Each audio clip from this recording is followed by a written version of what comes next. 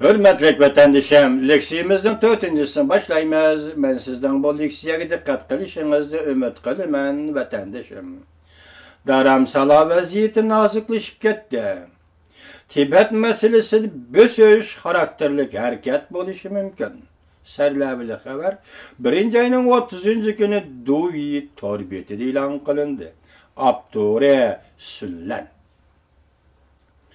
Reis Xi Jinping hakimiyet beşiği kilip 2 yıl ötkendiğin keyin Dalai Lama ve Tibet Memuriyet Merkezi Beijing o'rtasidagi 3 taraf munosabatida nazook o'zgarish bo'ldi. İlave, dikkat vatandaşım.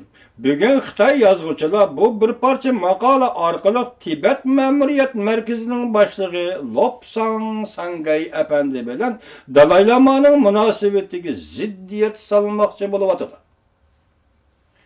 Vezir Lobsangay Efendi saylamdan o'tgan ve Dalai Lama izbosar qilib belgilagan adam edi.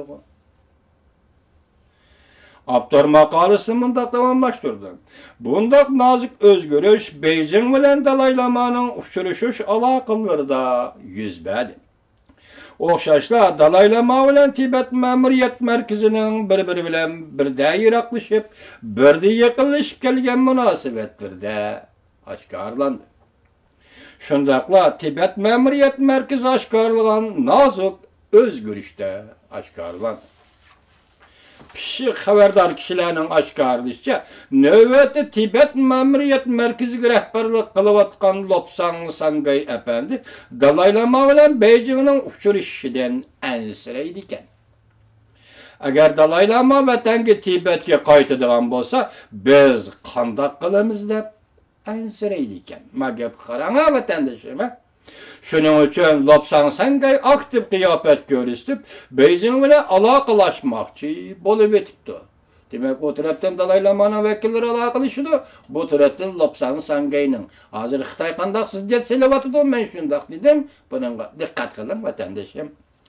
O Lobsang Sangay bunundan burun Washington'da Kompartiya dairlerinden Tibet hükümranlık kılışlı kabul kılıdığallığını, Jungu'nun Tibet'e ilgilik hukuk yürgüzüşüge ve Jungu'nun territoriya bütünlüğü hırs kılmaydıqallığını bildirgen.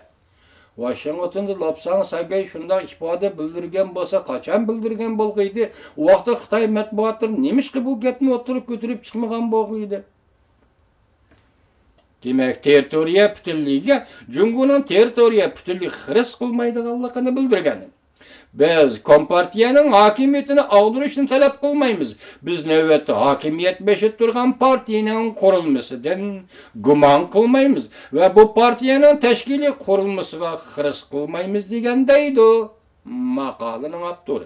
Bir partiyanın kurulması hırs kılmaydıyken, ikinci Jungu'nun territoriyası hırs kılmaydıyken, Jungu'nun zimin bütünlüğü hırs kılmaydıyken, Kompartiyanın Tibet hükümranlık kılışını kabul kılıdıyken, ondaqda Lobsang Sangay Efendi kim buldu? Dalai Lama izbasarlıqı bekitken adam idi o. Tibet halkı daramsılada saylap çıkan vezir idi o. Bu adamı qandaq süpetlavatıdı bu makal yazgan Sullan degan Xitay Efendi. Lobsang Sangay'nın şunda fikir bayan kılganlığı doğrusu etmiş Xitay matbuatları hiç qandaq bir haber ilan kılmagan idi o. Bu bugün bu haber nereden çıkıp kaldı? Abdur mundaq görsetdi. Tibet'e qaytishni izchil ümit qilib kelgan Tibet Memuriyet Merkezi rehberleri yani Lobsang Sangay'ın kuzat kuchilarining nazarida agar aktiv faol pozitsiya qo'llanilgan bo'lsa, bu pozitsiya eng oxirida masalaning hal bo'lishida intayin muhim ahamiyatga ega. Demek Lobsang Sangaychilarning yuqoridagi fikri undaqda shu to'g'rida buldiqalli bo'lsa, masalaning shundaq maydon buldiqalli bo'lsa, masalaning eng oxirida hal qilinishi intayin muhim ahamiyatga ega deydi Abdur. Dikkat vatandaşım. Tibet Memuriyet Merkezi ve bu merkezin başlığı Lobsang Sangay Efendi hazır Tibet Gökburallık kılıvatkan Kompartiyanın kurulmasından güman kılmaydıgan bolsa ve partiyanın kurulması hırs kılmaydıgan bolsa Cungunun Tibet igilik hukukuga Cungunun teritoriya bütünlüğü hırs kılmaydıgan bolsa şundakla Kompartiyanın Tibet Gökburallık kılışını kubul kılıdıgan bolsa bu Lobsang Sangay kayıs şekillik Lobsang Sangay bu. Bu kişi Tibetlerinin sayılımıdın ötken rehberi mi ya ki Xitay Kompartiyasının sabık azası mı? Başlandı. Xitay'nın parçalap başkuruş, parçalap kontrol kılış, Tibetlerinin siyasi gücünü parçalaş, Dalai Lama bilen Lobsang Sangay oturusıga ziddiyet seliş, hukuk lokmasını ikisinin oturusıga taşlap koyup, Tibet'nin siyasi gücünü acizlaştırış yenisi, Xitay'nın yenisi başlandı. Çünkü kıyasımızca Tibet meselesini hal kılış halkara cemiyeti ahırkı baskıçta yitip gelgen buluşu mümkün. Küçük mavzu Beijing nemi signal koyup verdi. Yakından beri Tibet'te Dalai Lama'nı kollaydıgan 15 nefer kadr bir taraf kılındı. Tibet meselesi köngül bildiğin nurgun kişiler bunun nemi iş ikenligini bilelmey kaldı. Bir taraftan Jungo hükümeti Tibet'nin yerlik emeldarları bilen Dalai Lama'nın yoşurun alakada buluşu qattiq ve keskin vasılan işletti. Yana bir taraftan Jungo'nun sabık yuqur derecelik emeldarı bulup mu anlaşla qaraganda Jungo'nun yuqur qatlamada bexatarlik organları bilen münasibeti quyuq bolgan yuqur derecelik bir emeldarının Dalai Lama'nın heykelinde aldıda turup dua talavet qilishig'a sukut qilindi. Bu kişi 2012 yılı Hindistan'ı ziyaret qilib Dharamsalada Dalai Lama ve Lobsang Sangaylar bilen görüşken bir-biriga o'xshamaydigan ikki xil signal, balkim Beijing maqsadli qo'yib bergan signal bo'lishi mumkin. Lobsang Sangayning ansirishgan xabarlarga asoslanganda navbatda Dalai Lama'ning vataniga Tibetga qaytishi to'g'risidagi suhbat Markaziy byuroning a'zosi, millat va din ishlariga mas'ul siyosiy kengashning mudiri Yu Jinshan apandi riyosatchiligida o'tkazilyapti. Reis Xi Jinping bu sohbatga ko'ngil bo'lyapti. Növbette Yu Jinshan apandi Tibetga bir qancha qatim berib, Kompartiyaning Tibetni boshqarishda belgilangan siyosatlarini oshkorladi va sharhladi. Xabarlarda oshkorlanishicha 2011 yil Reis Xi Jinping Tibet avtonom rayoni qurilganligining 60 yilligini xotirlash, tabriklash murosimiga qatnashganda ba'zi amaldorlarga bizning kadrlarimiz Tibetga yordam qilishni biladi, lekin Tibetni qanday boshqarishni bilmaydi degan ekanmish. Kuzat kuchilar munda ko'rsatdi deb davomlashtirdi Abdur.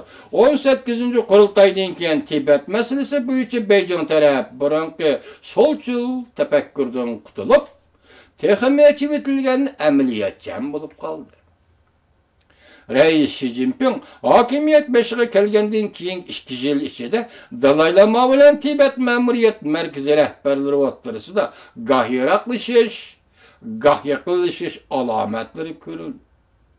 Lekin Dalai Lama'nın vekilleri bilen Beijing tarafının uçuruşu, Lobsang Sangay başçılığındaki Tibet misafirleri, Memuriyet Merkezi'nin rehberlerini reallıkını itibar gelişka kıstap koydu. Beijing taraf bilen ötküzülgen uçuruşlarda faal pozitsiya qo'llan. Sergerdan hükümet degan nomini Memuriyet Merkezi degan ismga o'zgartdi. Yana ba'zida siyosiy mahkama deb ataydigan bo'ldi. Hozir Lobsang Sangay apandi boshqarayotgan Memuriyet Merkezi bir tarafdan Dalai Lama bilan Beijing tarafining uchrashishiga osonlik yaratib bersa, yana bir tarafdan ansirashga boshladi deydi maqola yozuvchi Abdur. Agar Dalai Lama Tibetga qaytadigan bo'lsa, biz qanday qilamiz deb ansirashga boshladi Lobsang Sangay deydi maqola yazuvchi Abdur. görən. Ma ziddiyet selişdən usuluğa diqqət qılın, vətəndaşım uyğun. Qıran vətəndaşım, Xitay yazğıçısı Dalai Lama ilə Lobsang Sangayning o'ttirisi ochiqdan ochiq, oshkorimi oshkora, xalqi olam oldida kep gündüzdə zaharxandilik bilan ziddiyet selawatıdır. Hazır bundaq ansirash daramsalarda umumyüzlük ansirash bo'lib qoldi deydi Abdurtahi. Növbətdə chet əllərdə musafir bo'lib yurgan Tibetlərinin sani 170 mingdan ortiq. Daramsalarda yaşayotgan 110 mingda o'shuq Tibetlikni qo'shmaganda musafir Tibetliklar Nepal va yana boshqa 31 davlat va rayonda tarqalib yashaydi. Birinchi avlod, ikkinchi avlod Tibetliklar daramsalardan Dalai Lamadan ayrilib, yangi siyosiy tashkilot va guruhlarni qurib chiqdi. Masalan, Tibet yoshlari jamiyati degandek. Tibet Yaşlar Teşkilatı'nın Tibet meselesindeki meydanı intayin radikal. Lekin yanılı Dalai Lama'nı manevi daimiz dep tonuydu deydi. Makalı yazgıç. Maqali yazgıçı maqalisi mında qafırlaşdırdı. Şunun üçün taşqırı dünyaga izchil Tibet qaytish arzusu ifodalab kelayotgan Tibet Memuriyet Merkezining boshliqlari agar Dalai Lama'nın vatani Tibet qaytish masalasida hamda Dalai Lama vakillarining Beijing taraf bilan uchrashuv masalalarda texmi aktiv, texmi amaliyatchan pozitsiya qo'llangan bo'lsa, bu pozitsiya albatta Tibet masalasini ahir hesapta hal qilishga foydali xo'sh xabar bo'ladi. Bizning fikrimiz bunda. Agar Xitoyning yuqori qatlam rahbarlari va Xitoy yozuvchilar Tibet masalasining ahir hesapta tinch yo'l bilan hal qilinishi ko'zlaydiganlar bo'lsa, u holda Tibetning ichki qismiga ziddiyat solmaslik kerak. Hozirgi vaziyatdan qaraganda Dalai Lama'ning Tibetga qaytishi, vataniga qaytishi muqimlashib qolgandek turdi. Mümkünlük ishga oshirgandek turdi. Shunda diqqat qiling vatandoshim, oldimizdagi 2-oyning 5-kuni Amerika Qo'shma Shtatlarining prezidenti Obama Aqsaroyda yana bir qatim Dalai Lama'ni qabul qildi. Balki bu qatim ochiq oshkora qabul qilishi mumkin. Shundan qaraganda vaziyatning, biz boshda aytgan vaziyatning qaysi darajaga yetganligini ko'rib ola olasiz vatandoshim.